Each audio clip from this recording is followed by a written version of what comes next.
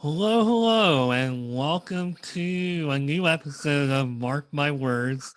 Today, my guest is going to help you live your life the way you want to, or at least they help people in general how to live the life they want to live. She's from not quite the Pacific Northwest. She's enjoying some interesting weather today here in April. She is the owner and founder at A Fulfilled Life Coaching. I have been browsing all over her website and her blog, and she has some amazing advice. And a lot of her philosophy is right up my alley as far as, I guess, what I'm aspiring to do and aspiring to be myself. And her name is Mikkel Leslie. Welcome to Mark My Words, Mikkel. How you doing today? I'm doing great. Thanks for having me here, Mark. Thank you for taking time out of your busy schedule to be here. It is a big pleasure to have you here, and we're going to talk a bit about your career and your transitions because looking through like your LinkedIn profile, I see that you've come a long way. You were in environmental engineering at one point, Yes, I and was. I guess I shouldn't have second guessed myself saying that with the backdrop you have. So Mhm. I'm gonna just guess right off the bat that that's still something you're very passionate about today. Yeah. But somehow you wound up becoming a life coach. And Mhm. I can't wait to talk about all of that today. And first things first, something that I usually like to just start off with, unless we have pleasantries otherwise. Maybe that'll come later. But environmental engineering. So, for me personally, that is something that I don't know if you grew up being passionate about the environment and about like maybe biology and sciences. Maybe you can explain how that passion came about for you. Yeah. So it's funny. When I was in high school, I didn't quite know what I wanted to do. And it's taken me a while to actually figure out what it is and follow that path. That's for another story. For this story, it was my math teacher. He asked me what I wanted to do, what I wanted to major in college, because he knew I was going to college. And I was like, I guess I need to figure this out. Like, I need to get this idea of this to figure out what program I'm going to go into. And so I thought, I'm good at math, I'm good at chemistry, chemical engineering. Let's go and do it. And as I got into it, the department was chemical, biological, and environmental engineering all in one. And so I got to see some of the other curriculum that environmental engineers had. And so that was appealing because as I went through it, I was like, chemical is a lot of process plants. It's a lot of paper mill plants, which I worked at for a little bit. It's all these bigger, more process oriented things. And I wanted to impact the environment on a larger scale. I tried to help out with a sustainability center at my college and things like that to be able to have a larger impact on the environment and humans' role within that too. And so I got into environmental engineering thinking that's what I would do. I wanted to get into renewable energy, solar, wind, and I did some biodiesel research and demonstrations there too. And I thought that was in line with what I was getting my degree in. But it turns out environmental engineering is a little different than what I thought and expected.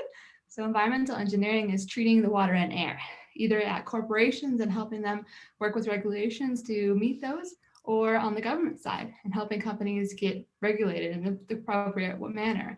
So, it's a little different than what I thought. And that's kind of led to some of my journey throughout my career because it's not quite what I thought it would be, but allowed me to be on the path that I am currently, which I'm so excited to be on and help people on a more direct level and combine the environment with it all too. So it's been amazing. Well, first of all, when I hear environmental engineering, that automatically sounds like that's above my intelligence. So, do you have to be like, because obviously with me, I'm not a math person. Unless Mhm. we're talking about sports, I absolutely am terrible at math. So, Mhm. you gotta be good at math. and you gotta be intelligent in a way that I am not, correct? Yeah, and I like how you bring that up of the intelligence in different areas because an engineer is going to be different intelligent than the rest of us in different ways. And so it's a lot of math. It's calculus, it's integral equations, it's all these different things that are a little different that you don't use otherwise. So it's interesting to learn those. And going through it, I wasn't the best at it, to be honest. I had a hard time with it. And so I just had to figure out what worked best for me, which was sitting down with these problems and beating my head against the wall until I finally got them and worked with them. Like working in groups helped a little bit, but in that process, the groups actually helped better and me explaining it and being able to demonstrate what was going on. So I had to figure out how I worked in that level.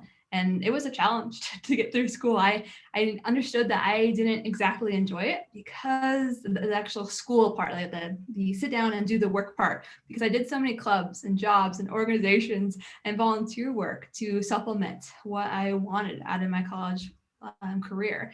So it's interesting to see that and look back and realize like, oh yeah, like that wasn't quite right, but I didn't know what was the right path for me at the time. And that was okay because it's led me here. So you said that being an environmental engineer, your idea of it and the reality was different. What Yes. exactly was different about it? Yeah, I think this goes along with a lot of the jobs that we think of out in the world too. We think of a nurse is going to be doing one thing or a doctor doing another, but being in that reality of it is different. That's kind of what I faced as I went into it and learned during my 4th year in college of what environmental engineers actually do. And the aha moment came when we went to a wastewater plant for the city. And we saw the operators there and the manager, and one old scraggly little man who was doing the engineering work. And I realized that that was the work that I would do if I continued on that path. Is I'd be working at a wastewater plant, I'd be working at a big processing plant, helping with controlling the air and the water waste that they were working with. And that was going to be my future. And when I saw that, I was like, oh no, like there's not that many jobs in it. This is going to be hard to get into. And the more that I got into it was revealing in that aspect, because the more I talked to people, the more they told me that I probably needed a graduate degree. And at that time, I was done with school. There was no way I was going to take any more coursework. So for 6 months after I graduated, I was on a job hunt, trying to figure out what I wanted to do. And it was a lot of talking with people and understanding what they did and having a better idea of what the industry looked like and how I could get into a position or another. And it was really cool to actually be there firsthand for a couple different companies and see how the consulting worked for them in the environmental engineering route. So I went to one and they took me on a tour throughout the whole day of different sites that they worked on. So it's really cool to see that different aspect of it before I actually got into it. What I actually ended up doing with that was a little different, but it was cool to see that and to have the experience of using the community that I knew to be able to help support where I was going with it. I can understand the reality versus the fantasy Mm-hmm. because I went to school for broadcast production, television, all that stuff. And your vision of it, at least my vision of it before I really got deep into it and graduated, and I think most people's perception is, oh, you go out there and you film stuff and you're around, film crews and you're doing all this really neat, exciting stuff, which that is true. That can be true.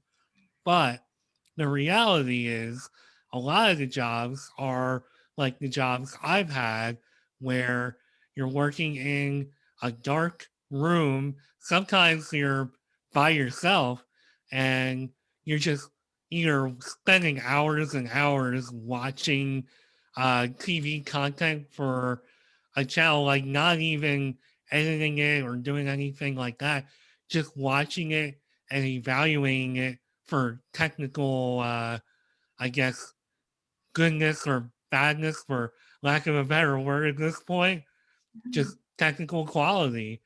And that's really the reality. There's a lot of people who have to sit behind a bunch of monitors while millions of people are at home watching a channel like, I don't know, let's just say Fit TV. I don't even know if that's a real channel anymore, but a channel that may not get like millions upon millions of viewers, but somebody has to sit there and make sure the quality is good and they're reporting those issues and they're watching closely and making sure everything is good. And that's a real job. And that's something that I think a lot of people don't realize. So I think, I'm guessing once you learned the realities, you were like, okay, not really sure this is exactly what I had in mind. I mean, let me just follow this rambling with a question. Is what an environmental engineer does like a solitary job, or is it a collaborative job, or both? Yeah, it's a little bit more solitary than I had imagined. So it's an engineering job, so a lot of time behind the desk on a computer, running equations, doing different things. And I worked at a paper mill for a little bit, doing environmental and process engineering work for them. And so I helped to optimize the paper machines and being able to produce more paper with less product, as well as what helped with the environmental emissions, air emissions, as well as water too. And as I went through that, the solitary side of things, like I would be in a space, a test environment, all by myself for hours. And it drove me crazy because it turns out I'm a little bit more social than I thought. I thought I was introverted my whole life, but being put into that little room, I was like, no, I can't. I need to put on music. I need to do something. And my favorite thing with that job was actually interacting with operators. So I would go to the operators and I would try to convince them to run the tests that I wanted to run to help optimize the paper plans. And as I did that, it was just having a conversation with them, and we created a relationship with that. And so that was really cool to be able to have that, to be able to connect on that level and just relate. And then at the end of it, be like, okay, so you want to run my test with this? And they were still more apt to it than the other guys that just went in there and be like, run this test. Like, no, that's not how you do it. You got to have a conversation and relate. So it's fun to be able to just go in those offices and that be part of my job of trying to figure out how the best way for them to run the test that we wanted to. So that's really interesting what you said there, as far as you thought you were introverted, but you learned through just life experience. Like the light bulb just went off one day. You're like, wait a minute, I'm an extrovert, really?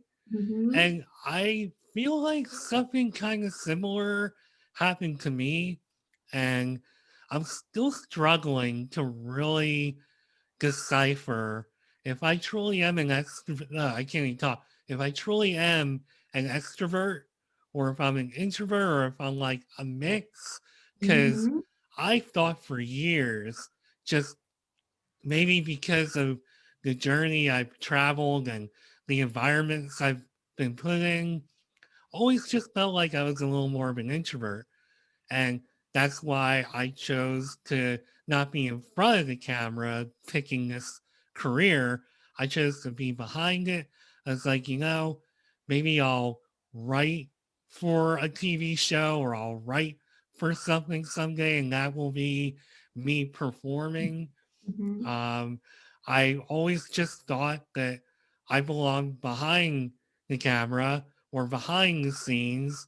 But when I left my first like major corporate job, and I didn't necessarily leave it, I was offered a buyout package. I wound up taking it. And that's how this part of my journey started.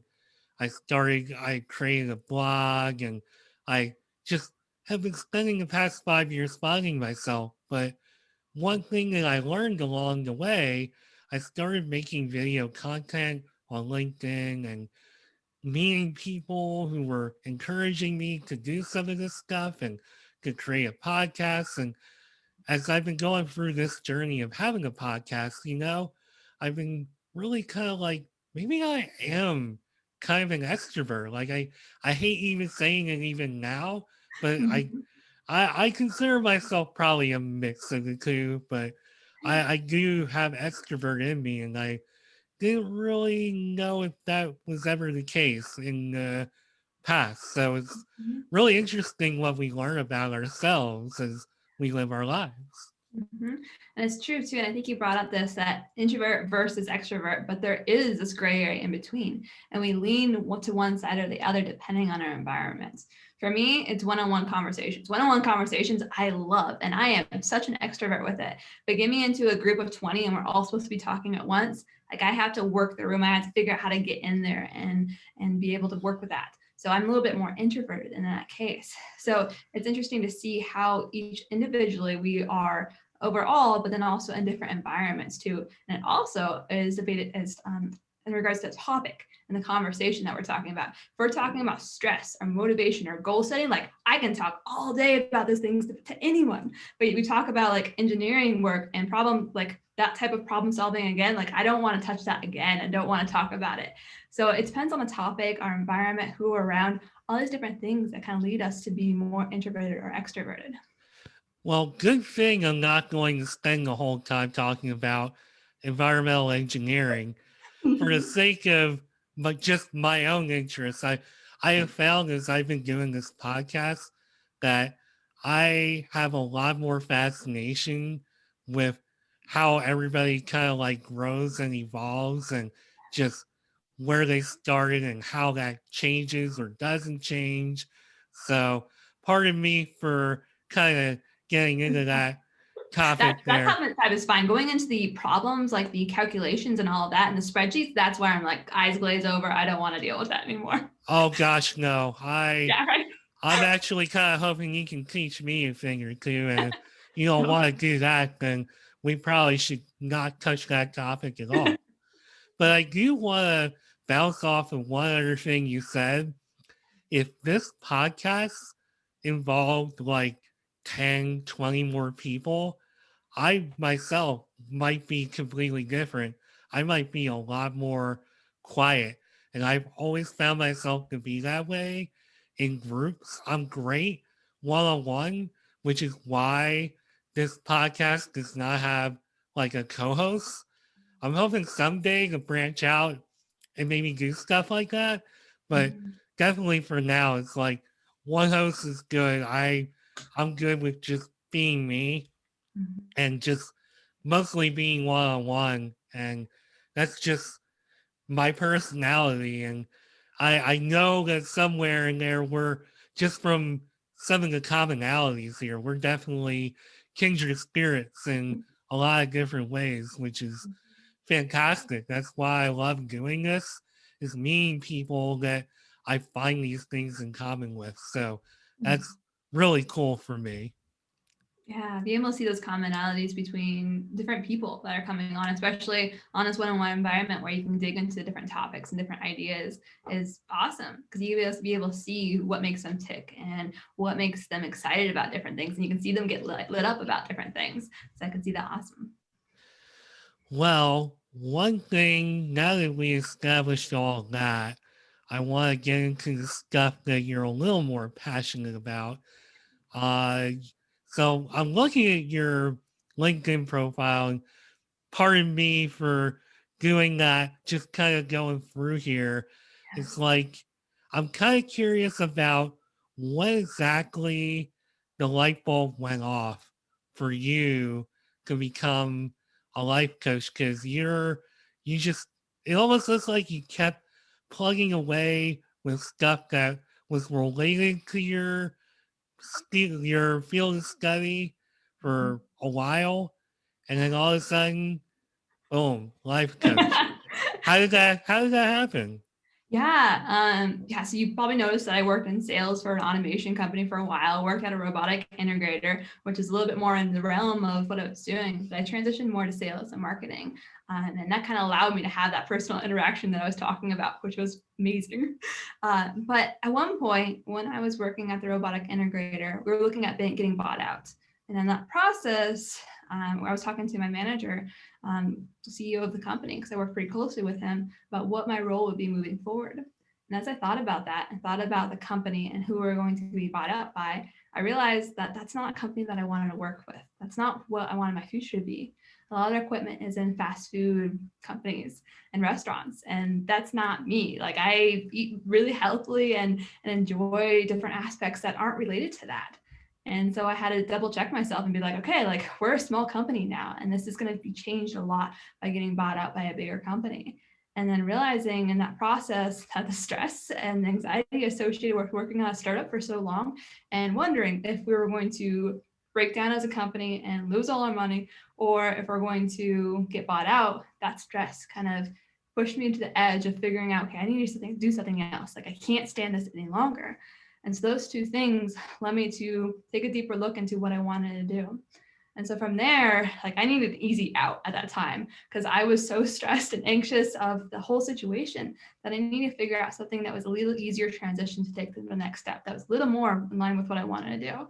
So I was actually on the train on my way to work, plugging away on a resume, and I saw this application, and I saw, like, okay, this outdoor company, Hydropack, they, wanted all the things that I had: sales, a desire to help with outdoors, and all these different things. And I was like, it might be the right fit, it might not, but I have all the qualifications for it.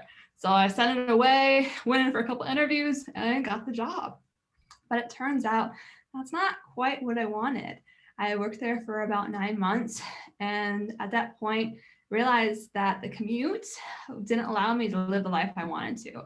I was commuting 90 minutes back and forth each day, and that was a little bit too much for me to spend not in the mountains.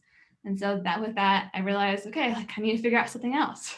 And I needed a reason to get out. I didn't quite know what it was at the time because of the commute and being there. Like, I didn't have enough time or energy or patience to be like, okay, what do I really want to do at the end of the day? So I thought I figured it out, which was writing a book about women in the outdoors. I was like, oh, yeah, this would be great. Like, these are my passions. This is what I'm excited about. And then my sister told me that I actually don't write. And I was like, oh no, I had already quit my job and everything. And I was like, oh, what am I going to do? And so for the next 6 months, I took some time to figure out what I wanted to do with my life. And I think oftentimes we don't take the time to figure that out. We have so many pressures on our lives, from family, from the work that we're doing, to keeping up a household, to paying the bills. All these things take away from our own passions and desires.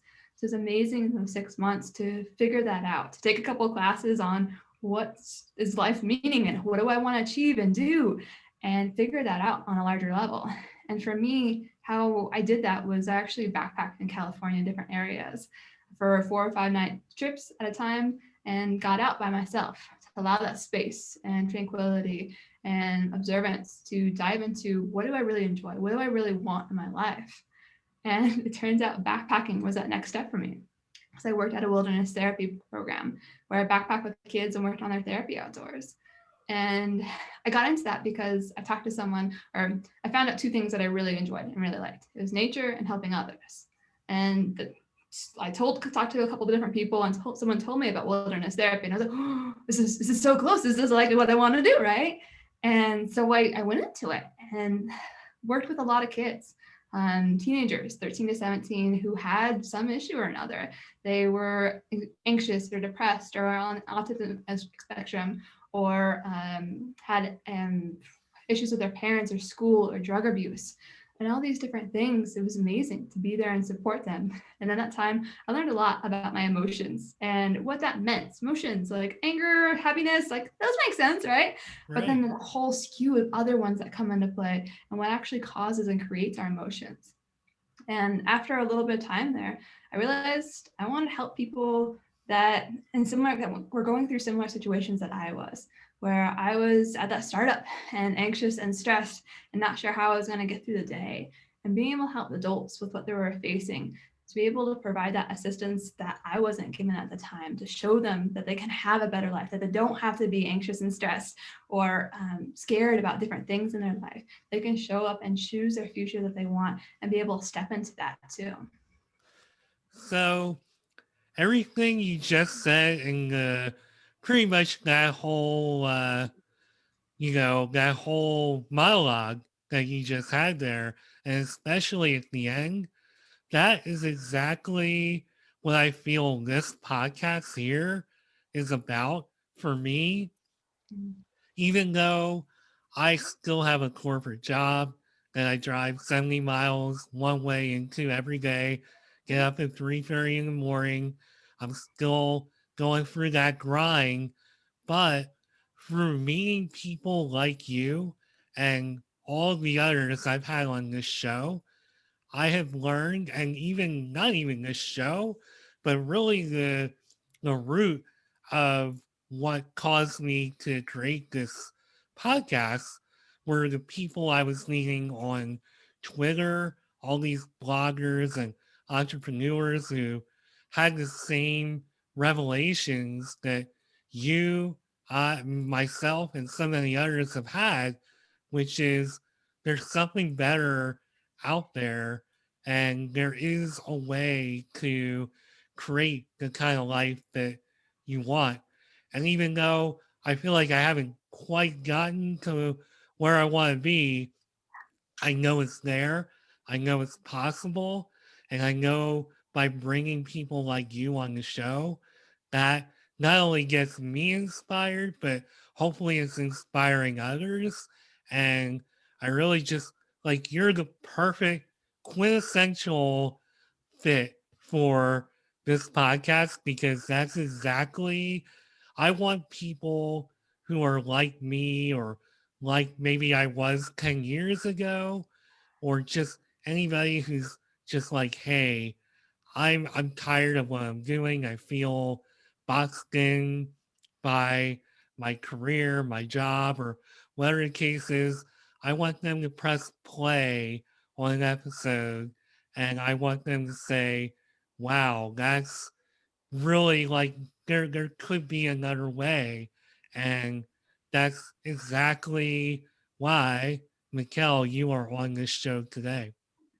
Yes, I'm glad to be here too, because it is such a journey that a lot of us don't understand we have, especially in corporate America. You know, you go to school, you get a job, you go to your 9 to 5 or whatever it is, and like that's your routine. And breaking from that can be hard sometimes to realize there's another way associated with it.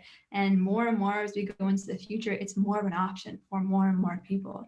And once we can realize that as we step into our passions and what lights us up, that we can contribute on such a larger level and be able to make a bigger impact on the world. And it's amazing to see that in the people around me and the clients that I work with and everywhere. And you mentioned something else I think is super important to realize is that there is getting to your end goal of what you want, of that aspiring life that you want to have. But there's also enjoying where you're at currently, because we're always, as humans, we always want more. We want bigger and better things. We want to change things. We want to spend more time on the beach or the mountains or whatever it is for you. But allowing ourselves the time and energy and space to enjoy where we're at now, to enjoy the process of getting to that end result can come a long ways. Because we were fighting against the grind the whole time. That's not the life we want to live. But if we're enjoying that process of taking those small steps to learn and grow and stepping to that next step of your life each time you turn that wheel, it can be so much more enjoyable and you can enjoy your life so much more. And the end result is going to be so much better too at the end of the day. And see, this is another reason why I love doing this show and having people like you on the show. Because when I'm having a bad day, a bad week, I try to just think about, and it's hard to do. It's hard when you're going through a hard day or a hard week or whatever the hard time is. You try to think about, okay, enjoy this about the moment or that about the moment. And sometimes I find myself having those thoughts and I'm like, oh man, like, how can I do this to myself? How can I like still find joy? But Mhm. I think the fact that there are people out there putting that into my head in general, even if I'm not completely enjoying some of the moments I'm in, it's a good reminder and the repetition of it in my life, hearing about it so much has at least helped me. I know that much. Mm-hmm. And I think gratitude can come a long ways with that to help you. And sometimes when I'm in a foul mood or getting clients on the phone, they're like, today was a really crappy day. Like, I'm not sure if we should do this. And I'm like, okay, let's just list like 10 things you're grateful for. And the more and more you see them like list those things, the more they relax and they let go of the pressure and the stress and everything and can be more present with what's going on and see some of those benefits associated with it. And a new activity that I brought up with my clients too is listing what you're doing and what you're experiencing. Some of the things that you like, there's an activity that you do that you may or may not like. But then in that process, afterwards, you do it, list all the things that you like and enjoy about that. and then list some things that you don't like and figure out which of those you can drop or change how you view them. So you can drop some of them potentially and figure out how you can outsource or not do them in one way or another. But the other ones that you feel like you need to do, how can you change how you shape how you view those, how you think about those? So it's actually possibly a benefit or it's at least neutral for yourself. Because how we think about things dictates how we feel about them. And so if we can change how we think about things, our world can be such a more beautiful place with it all. Well, let's talk about how you made your own world a more beautiful place. So, you did something really awesome. You went backpacking, which I'd love to hear more about, but you found yourself and you discovered that this helping people was something you needed to be doing. Mm-hmm. And through that, did you say, okay, being a coach is the best way for me to do that? And just really, how did you go about becoming a life coach? Did you study for it? Did you just proclaim it and say, I'm a life coach. I have these a great foundation. How did all of this evolve? Yeah. So actually, before I started the wilderness therapy program, life coaching came up, but it was something that I was scared to do, or I didn't think I didn't have the skills or capability to do it. Like you need to be able to talk about your emotions and thoughts and goal setting and all these different types of stuff. And goal setting, like I had on lockdown. Like I'm a type A personality by nature, so like that was totally fine. But the rest of it, I felt like I was missing something. And so the wilderness therapy actually provided that gap. And so when I was about to leave, like I realized like, I have everything I need to be a life coach now. And this is probably what I want to do. And it's funny because oftentimes the most scary things that we want to do are often the one things that we should do the most because those push our limits and push us to the next level. That time was a little scary.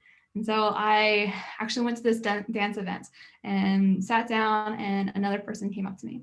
Turns out he was a life coach and he talked to me and he's like, what do you really want to do? And I was like, become a life coach. He's like, okay, just do it. Like you can be it right now. Like just talk to someone and figure out how you can help them. And yeah, you can do it. And I was like, what? That's all you have to do. And I'm like, yeah, that's really all you have to do. From there, I went through a couple training programs to build my confidence associated with it. I think more than anything else, training programs provide that confidence and that the feelings of legitimacy. But all those things we can actually build and develop by ourselves, which is kind of fun and interesting too. But I went through a couple of training programs and allowed myself to gain some of those skills and realize that I can coach no matter the environment or if I was sick or not. One of the training programs, I was sick for the whole week, like miserably sick, and showed up and went to work and coached people, and they got good results with it. So it was really cool to see that change and shift everything. And I continue to go through programs because of that, because the confidence and learning new skills and developing in different ways. So it's been fun to have that and be able to help people in different ways. So, as a life coach and as a startup life coach, how do you develop a rapport and a reputation, and how do you build yourself up to the point where you are where you are now and you don't need a corporate job or another income or anything like that? How do you establish yourself?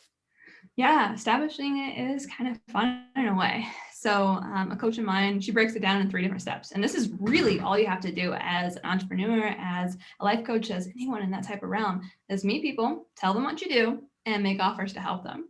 And when I first heard that, I was like, no, it can't be that easy. Like, what? What do you mean by that? And the more I dove into it and more I showed up as a coach, that I was able to help them and support them and believe in their future and what they could achieve, that's when things started to come together. So I do it with social media. I do it with events that I hold. I'm actually holding my first hiking event of the year, which I'm super excited about because I love being in person. And then also networking, just interacting with people similar to this, where we're just conversating about our lives, our experience, what their problems are, how their work is going, all these different things. And then showing up as a coach and believing that I'm a coach and I can help them, that's when people will start to reach out and say, I need to work with you. Like, I need help in these different areas. And it's amazing to see that actually work for what it is. So it's been incredible to see that and believe in it and make it all happen too. And not only that, but I think you bring like a real positive energy and a spirit. Like I'm Mhm. sitting here now just running this podcast and interviewing you. And all I'm thinking as I'm thinking about you being a coach, I'm like, I would love for this person to coach me. They have, like, you Mhm. have such a good energy and perspective. It's almost like you are doing exactly what you should be doing. Mhm. Yeah, it's funny that we think there's like this magic formula, this magic pill that we can take that's going to solve it all. But being that person of believing in yourself and believing in clients and believing in the work that you do, that is everything. And then once you're able to step into that, then everything else falls into place. And so it's incredible to do that. And the rapport and that connection with people, it's kind of funny because some people that don't know me or haven't interacted with me with, on a deeper level, and like ask me like, how do you build rapport? And I'm like, I'm just myself. Like that's who I am. And how do I connect with people? And it's awesome that I have this personality. And this is, I want to help people in this way. And so I see their better self and what they can achieve in their life and believe in them before they can. And that shows up in how I talk to people. And so it's amazing to be able to provide that belief in them before they do and allow them to step into that if they're interested in it too.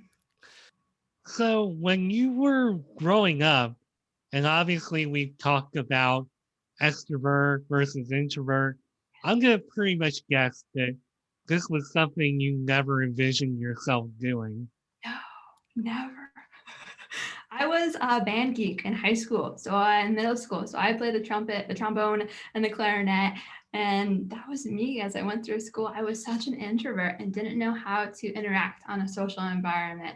In middle school and grade school and high school and all of, and even in college for the first couple of years, I was unsure of how to converse and have conversations and connect with people. But I learned those skills, and it's been fun to realize like, first of all, you just have to be yourself as you're talking to people. And then we oftentimes put up this shield of what we need to look like and feel like and put on this fancy suit and all of this. But that's not you. And that's not going to be where you're most comfortable, and not be in that process, not be able to connect with people on that level either. And it's interesting that one of the common themes for you, be yourself, be yourself. And I almost feel like that's something that a lot of entrepreneurs wind up discovering is that the key to everything is, well, I don't quite fit into this or to that, and I pursued this career or that career. The answer was right in front of my nose, which is just be yourself. And I feel like with this podcast and everything I've been trying to do, that's exactly what I discovered is the key for me is not necessarily, not that I'm hard to work with, but it's not, fitting into this niche or that niche. I feel like I'm at my happiest and feel my most fulfilled when I'm just giving everybody what I have to offer and showing that and just being me. Yeah, it's funny how we oftentimes detach from what we want or what we have enjoyed or what brings us happiness. We sometimes go into this 9 to 5 job, we commute for hours on end. And in that process, like we start to deteriorate of who we are because we're not taking care of ourselves. And once we can come back to that, tapping into taking care of ourselves first, and then understanding what is our passions, what lights us up, and how can we step more and more into that to be able to contribute on a larger level? And people ask me, like, don't you need to make money with it all? And I think you're finding in this process too that as you step more and more into it, that you can find outlets to make money through different things. You might still need to work your 9 to 5 job for a while, but as you develop the side route, there's so many different options to make money nowadays. And you can figure that out and talk to people and work with people to discover what that is. Yeah, and even as somebody who hasn't quite gotten there yet, that's something I'm keeping my own eye on and trying to build on. And I know it's there, and I've seen it over and over with so many people like you. So that keeps me going. And believe me, I get up at 3:30 in the morning, long commute both ways. I was tired coming into this. I was just dragging. I'm like, I need a nap. But as soon as you dial on, whoever you is, whether it's you, my guest yesterday, last week, like it totally transforms me and it reminds me of why I'm doing it all. And we just need to keep our eye on that and continue striving, continue networking, and continue growing. Don't let it beat you down. Just keep working, which is Yeah. exactly what you've been doing. Mm-hmm. And I think you bring up a good point. That tired feeling like you want to nap with it all. And that's just an emotion. And it's determined by how we think about the different things. So I'm guessing you're probably thinking about your commute and how possibly you don't want to be at work or do those different things and how much pressure you have possibly coming home. But once you got into this, you were like, oh, I'm excited. I get to talk to people. I get to do all these things. And so how we kind of see that and think about things can dictate if we're tired or not. And I found this within my own business too, that sometimes I'm tired and I don't want to do things. And I have to dig into why am I tired? What's going on? And oftentimes it's when I'm like super anxious about starting a new thing that I don't really want to do, that I know is going to like put me out there on a larger level. But I've learned that as I feel tired, I can tap into and understand why and be able to lean into that more and more. And the more we can help to understand what lights us up and what gets us excited, that tired feeling is probably going to decrease and decrease. We're just going to be more excited and energetic and confident as you go through things more and more. So I have been looking at your site a lot, and you have so much good material on here. We unfortunately don't have near enough time to cover it all, but you go into everything from beliefs, the goals, the health, the mindfulness, which is a topic I love, money, self improvement, stress. What are these categories? Do you consider like the foundation of what you do as a coach? Yeah, so it's funny because the base level is really our thoughts and beliefs because they dictate everything else in our life. If we can get control and understand how to shape and change our thoughts and beliefs, we can start to control procrastination and stress and goals and mindfulness and all these different things when we're able to dig deep into what do we believe, both consciously and subconsciously with it, and break that down and change it into what do we actually want to believe about these different topics. Is it confidence with public speaking and getting on a podcast like this and getting out there in a way? Like, how can I build confidence with that? And it's how we think about it. If you're thinking about like, oh, so many people are going to watch this, they're not going to like me, they're not going to like what I have to say, then you're probably going to be anxious. You're not going to be confident. But if you change that to, I know what I'm going to be talking about. I know that these people that are coming onto this podcast are excited and know these topics really well, and we're just going to connect. Then you're probably going to be a lot more confident. So all these topics, the really root behind it is our beliefs and our mindset associated with it. So it's really cool to come in and help clients with any issue that they're facing and show them that this is the root. If you can master this, you can master your whole life. And showing them, presenting that and allowing them to understand that once we understand and can control our thoughts and shape them to what we want, then we can control our lives. So is controlling their thoughts, or that sounds really negative. I mean, you're not literally trying to control people's thoughts, or you're trying to help them Yeah. control their thoughts. Mm-hmm. Uh, as you do that, how exactly do you help them to see how much control they have? Yeah. Yeah. And thank you for bringing it up. That might be extruded a little bit negatively, but I see it as positive just because we can understand and shape what we think about, which then shapes how we feel and how we show up and the results we get in our life and our business and our jobs and our family and everything. So if we can control or change or shift how we view things, that's when we can start to change and shift those beliefs. But we first need to understand what we think. What do we believe currently? And once we get into a state of getting that down on paper or expressing it in some way or drawing it out or whatever best way it is for you, then we can start to see where our starting ground is, see where those beliefs, those thoughts need to be shifted to actually get the results that you want to in your life. So if it is hating your job currently, then taking a look at that and seeing, for your job, what are all the thoughts that come up? What makes you hate it? What are the different things associated with it that trigger you in some way? And figuring out what all those are and breaking those down to figure out why is that an issue? Why is that a thought? And breaking it down as much as you can to understand possibly where it came from, but really, what is that root belief that you think that always comes back to? And if you can shape that one belief, everything starts to shift and change, and you're able to see things a lot differently. So if it is, you break down, I hate my job, I don't like it, I hate going into 9 to 5 job all the time, I hate waking up so early, I'm not a morning person, I don't work the best in the morning, I'm always groggy. Like all these thoughts kind of link down to this individual thing, which might be you're just not a morning person. And this job is changing everything that is well suited to you. So if you can shift that initial thought of I'm not a morning person to I'm okay dealing with mornings and possibly then turning into I love mornings potentially, then you can start to enjoy your job more. And so it's wonderful to be able to break these things down, to be able to show people this is where this thought and how you're feeling right now and how you're showing up and how you're not getting promoted and all these different things is coming from. It's just one thought that you're not a morning person. And if we can change this, we can change everything. So, who are you helping? Are they prospective entrepreneur types or actual prospective entrepreneurs? Are they people working in corporate America? Are they coming to you? Are you finding them? How is this all panning out for you? Like who's finding you? Who are your clients?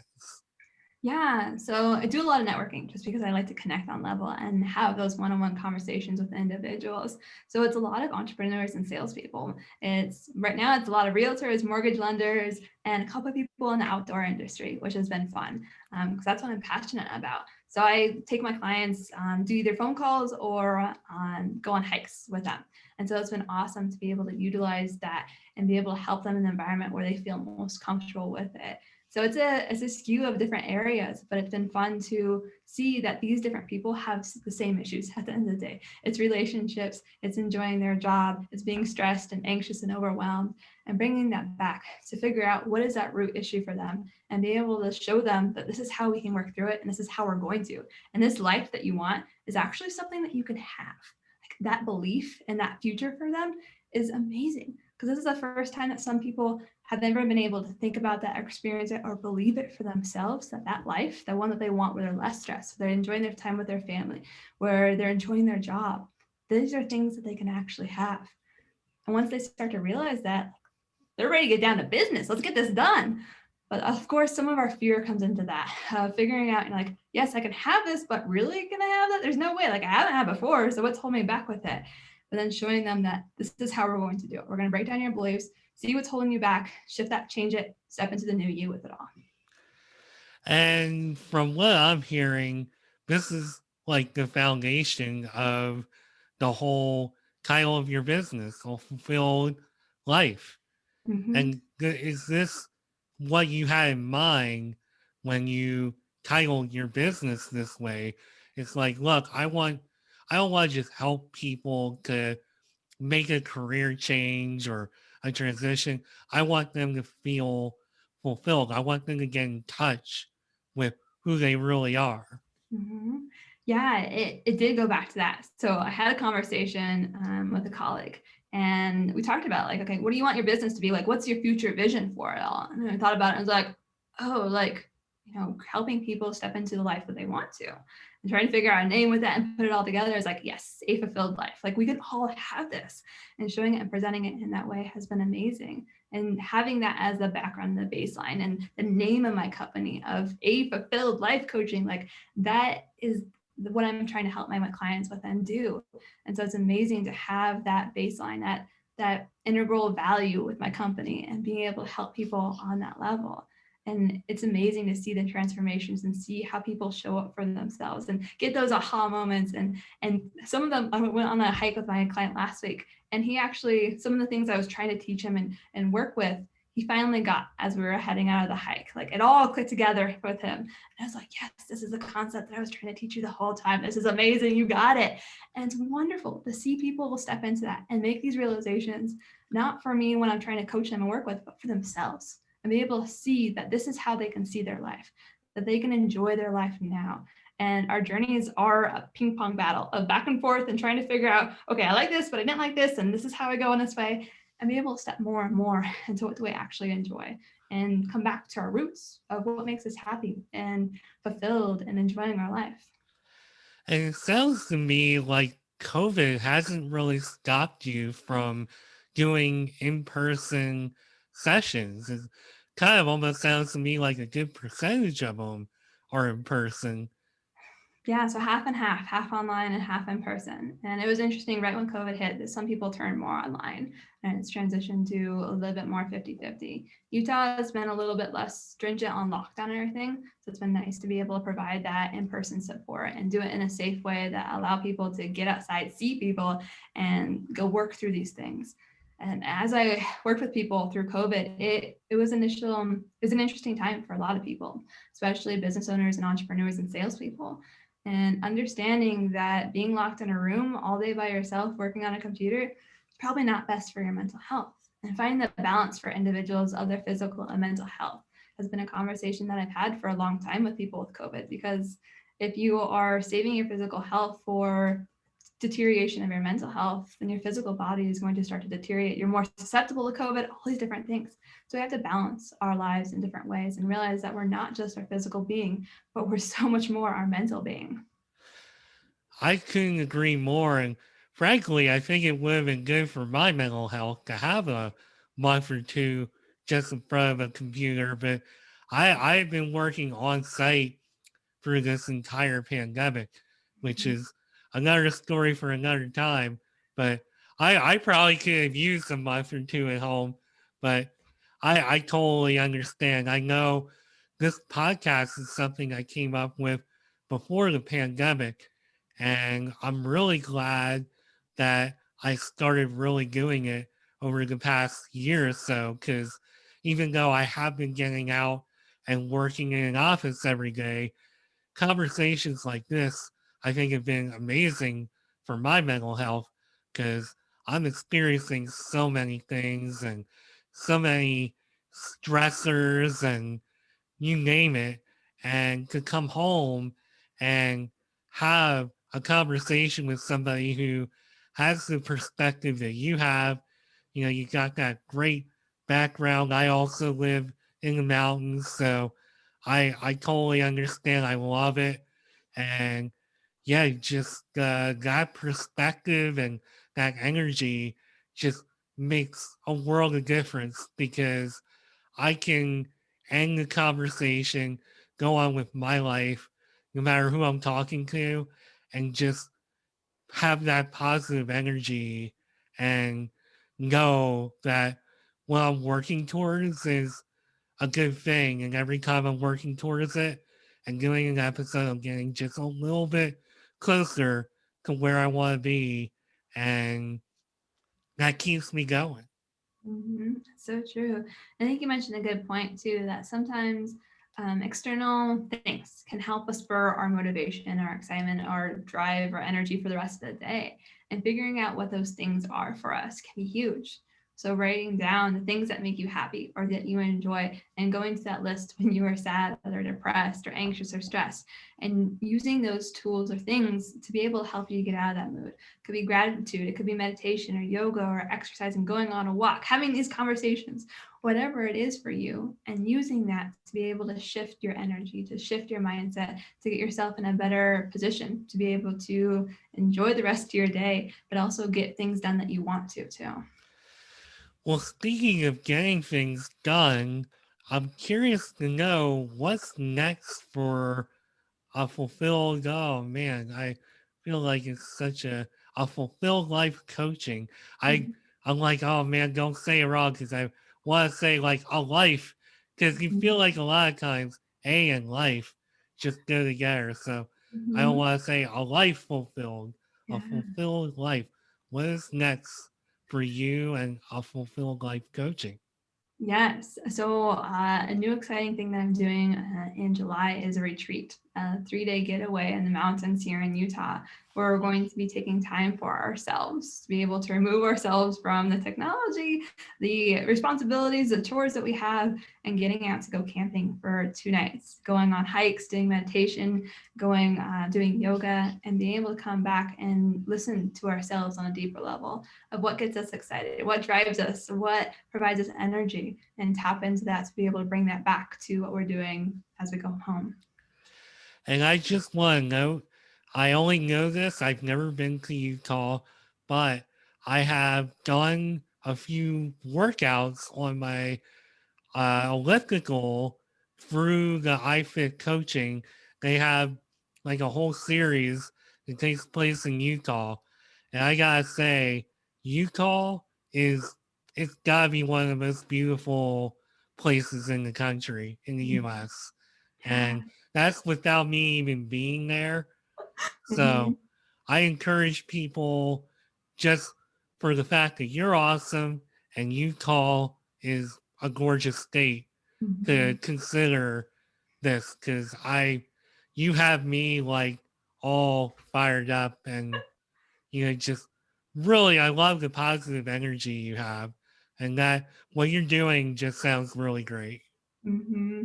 Yeah, you mentioned Utah is a beautiful place, and it is. I didn't know coming out here how beautiful it was and how much in a state you can have such drastically different environments. Because right here where I'm at in Salt Lake City area, you have the mountains and the canyons and all of that. But if you go down to southern Utah, you have Moab and the desert, the high desert, and all the different national parks like Bryce Canyon and Arches and all these Zion National Park, all these different places that are incredible and beautiful all in their own right, and it's all in one state. So it's been incredible to be here and be able to offer that connection with the environment with the work that I do with people. And this retreat, it's going to be amazing because the canyon that we're doing in it's the drive itself is incredible, and so it's going to be amazing to take people to that spot and go up and hike to a lake and have lunch there and just relax and have nature be our background for the conversations that we're having and that relaxation for them.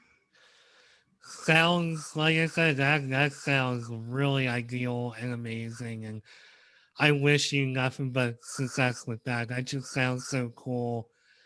Speaking of success, we're getting a little short on time here.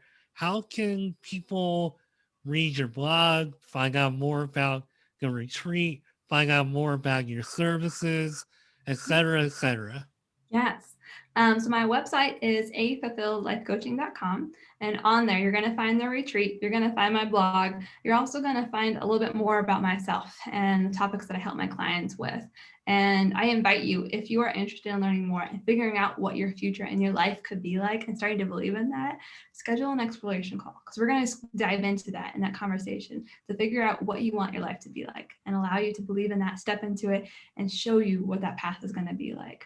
And then if you want to follow me on Facebook, that's mostly where I post it to social media. My profile is Mikkel Leslie, and that's where I post most of my information. And you also post videos too, from what I saw, which is amazing. So Mm-hmm. I love when people step out and actually post video content and take that plunge. I know it's not for everybody, but Mm-hmm.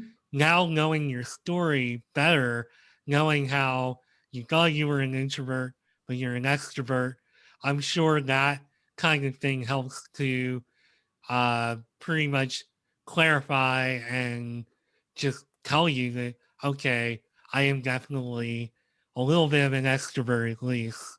Mm-hmm. Yeah. And it's funny too, because those videos that I do, I'm more apt to do them when I'm excited, when I'm energized. Like after this, I'm probably going to make some content because I'm super excited about the topics that we're talking about and allowing myself to utilize my inspirational moments to do that work and work through that. We can all learn from that to be able to create these moments where we can create inspiration in our lives and then use that to take the next step with what we're trying to do to get closer to our passion in our life that we want to and work with that too. Well, with all this energy and passion, do you have any parting words for the listeners? Yes. Allow yourself some quiet time to tap into what it is that you want in your life.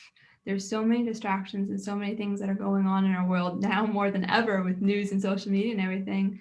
Allow some peace and quiet to be in nature or in a comfortable room or a chair, but allow some space in between things to allow you to dive into what do you really want and what lights you up and what gets you excited. Because the more that you can tap into that, the more you can find enjoyment with the little things in your day.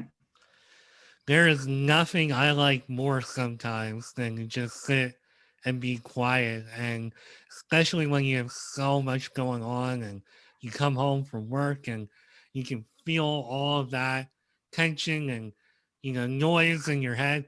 Nothing I like more than just shutting everything off and just relaxing and being quiet. And I think that's amazing advice and an amazing note to end this episode on.